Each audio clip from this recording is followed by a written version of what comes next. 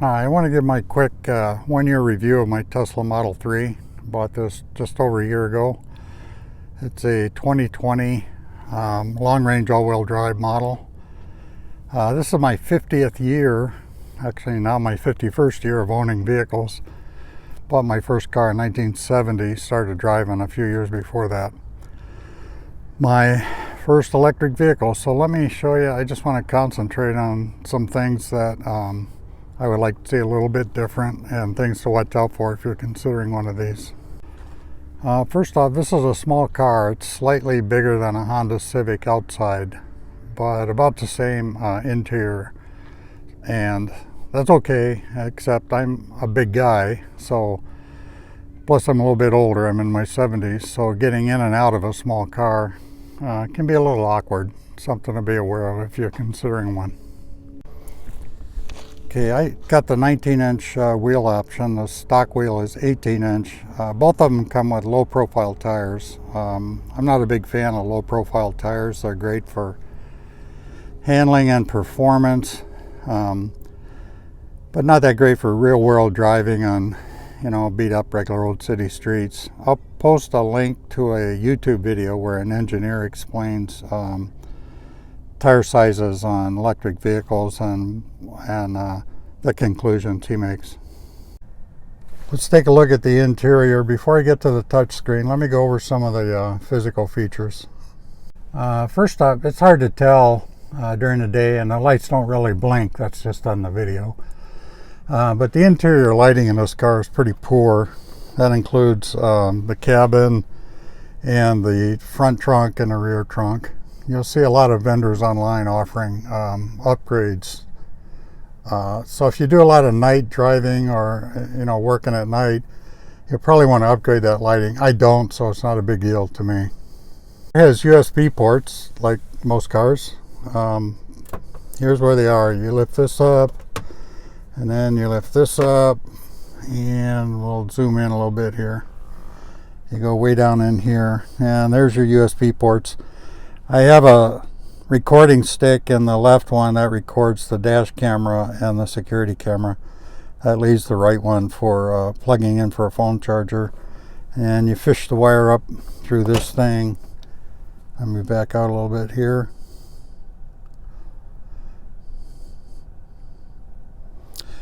And then you can put your phone right here. My comment on that is I don't understand why the USB ports have to be so buried. I would just put them up here and make a nice tray here for your phone. The same comment on the 12-volt power plug. It's under the center console here, and you pull out your tray, and right here is your 12-volt power plug. If you have a device that has one of those fat plugs on it, you're probably not going to be able to get this tray back in here. So again, I don't understand why it has to be so hidden. Modern car, just go from left to right. All the buttons and switches add up to, you can have 40 or 50. You can have 10 or 15 or more just on a steering wheel.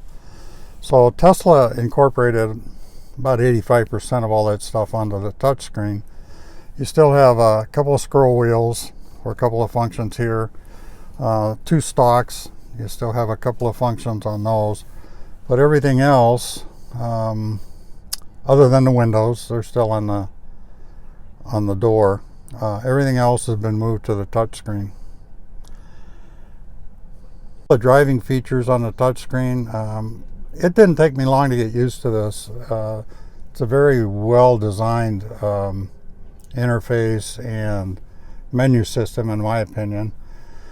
There's a couple of things that maybe you could go back to menu. Maybe the mirrors you could put back on the door, but I'm the only driver of this car, so I never adjust my mirrors.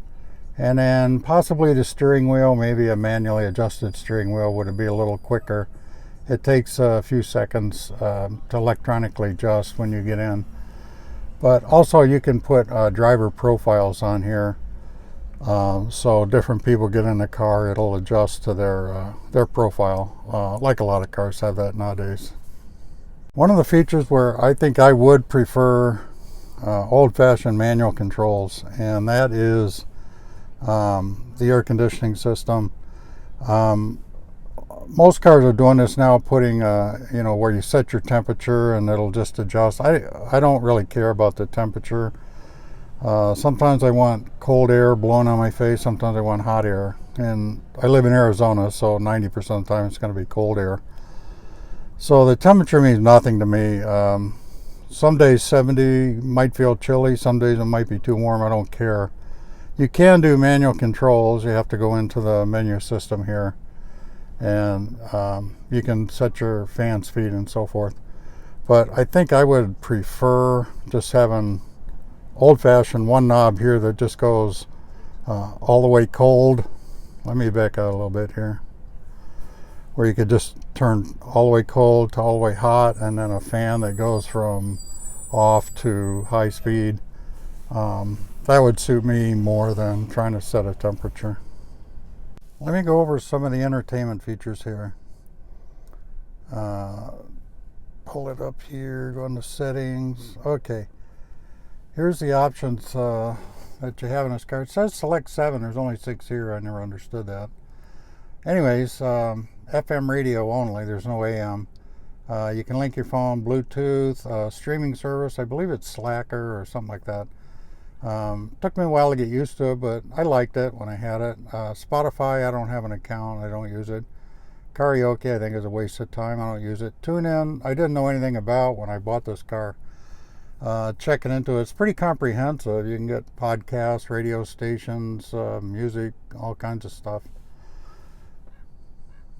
The reason I have most of these blanked out now is they're part of the premium service, and you get that, at least with the Model 3, you get 1 year free of premium service, then you have to pay about $10 a month. It would be okay, but I don't spend a lot of time in my car, so most of my trips are 30 minutes or less, so it's really not worth it to me. I use my Bluetooth for my phone a lot for music or podcasts. Noticeably absent on this car for entertainment. There's no Apple CarPlay, no Android Auto, and no satellite radio. I would use Apple CarPlay extensively because, like I said, I listen to music and podcasts on my phone, and to be able to jump in a car and, yeah, I can stream on Bluetooth, but I can't have any of the controls on the screen. So I would like Apple CarPlay. Satellite radio, I used to use a lot on my motorcycle because most of my long distance trips were on my motorcycle. But I don't do that. I'm not in this car enough to use satellite radio. But I bring it up because if you're looking at other cars in this price range, whether EVs or traditional gas, most of them are going to have those features. So for me, it's not a deal breaker. For somebody else, it just might be.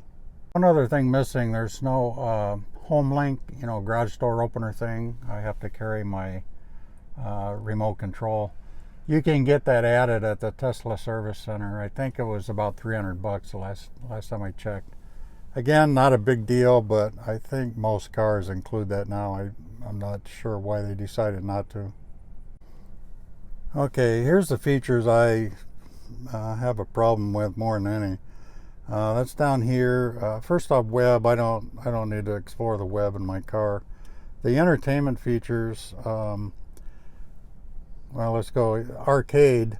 Got all kinds of games in here. I'm not a gamer. Number one. Number two, I don't sit around in my car when I have nothing to do just to play games. I don't understand that. If you spend a lot of time at a supercharger where, you know, you have to wait while it charges, I guess that would be okay. I don't really see the point though. Theater, you can get Netflix, Hulu, YouTube, Twitch, and Tesla tutorials. Again, this is premium service. You can use it on Wi-Fi. I have it hooked up to Wi-Fi right now. But otherwise, it's part of the premium service. I gotta admit, I have used Netflix a couple times sitting at a supercharger. That's about it, but I could live without it. Again, I'm not going to spend very much idle time in my car. And here's one other of the entertainment features down here in the toy box. This is all, some of these are new features. They just were added in the last update. The boombox, I don't get all this stuff, but you can make your car make different sounds. You can change the sound of your horn. I've used the horn about 10 times, in my life. I don't really need a horn. This thing is, you can make the seats sound like a fart bag. That was funny for about 5 seconds. I don't get the point of that. That's when they let the 12-year-olds into the room to help design this car. These other things, I don't really pay any attention to them. I think this is all junk. Again, the reason I bring it up, I don't care it's there, but I find it kind of irritating. They found time to put all this stuff in here, but couldn't put in Apple CarPlay or a satellite radio. Okay, a couple other things that aren't in the car specifically. One is the supercharger network in Arizona isn't that great, and the secondary chargers like Electrify America, so forth, there just aren't that many. If you're traveling a long distance, from city to city, you'll be okay with superchargers. If you want to explore back roads, you're not going to be able to do it, at least not in Arizona. And there's a lot of beautiful areas in Arizona I've driven all over on my motorcycle, but I can't go on my Tesla because there's just nowhere to charge. And one last thing, the nearest service center to me is about 35 miles. There's not a lot of routine maintenance on this car, but I did have one warranty issue. They would not come out to my house to fix it. It was a charge port issue. I had to take it to the service center. Appointments were weeks and even months away, so I just dropped in. I was fully ready to leave the car overnight, just drop it off and leave it, but I sat there for 2.5 hours before I could even talk to a service advisor and explain the problem to him. That was the irritating part, and it only took them maybe 2 hours to fix the issue. It wasn't a big deal, but it was just kind of irritating. So I'm not impressed with the service center. Going back to the charging network one time, I live in the northwest part of Phoenix, Arizona. It's a metropolitan area. The nearest supercharger to me is 15 miles away. And you can't swing a dead cat in my neighborhood without hitting a Tesla. They are just all over the place in my area. And yet 15 miles for a supercharger. Fortunately, I can do 99% of my charging at home. I have the 220, 240 outlet, and so I can charge at about 30% per hour. Okay, overall my bottom line is I really like this car. I really like electric vehicles. I think there's some exciting cars coming, both from Tesla and other manufacturers. If you can live with a few of the shortcomings, charging wise, I would definitely recommend an electric vehicle. It's fun to drive. It's easy to drive. The technology has made it easier, more fun, and safer, which I think is what technology should do, not make our lives more complicated. But yeah, I would recommend you take a look at these. If I was buying now, I'd probably look more at the Model Y, which is essentially the Model 3, but I think the roof is about 7 inches higher, and it's a hatchback instead of a trunk. And for me, like I said, being a bigger guy, that would be a much easier vehicle for me to get in and out of. Definitely put it on your list, though, to take a look at if you're in the market for a car. Thank you for watching, and please leave your comments if you own one. Let me know what you think about my criticisms, and if you have any questions, I'd be happy to answer. Also, if you are thinking of buying a Tesla, any model, make sure you use somebody's referral code, a current Tesla owner, if you have a friend, a neighbor, a relative. And if you don't have somebody else's that you can use, you're free to use mine.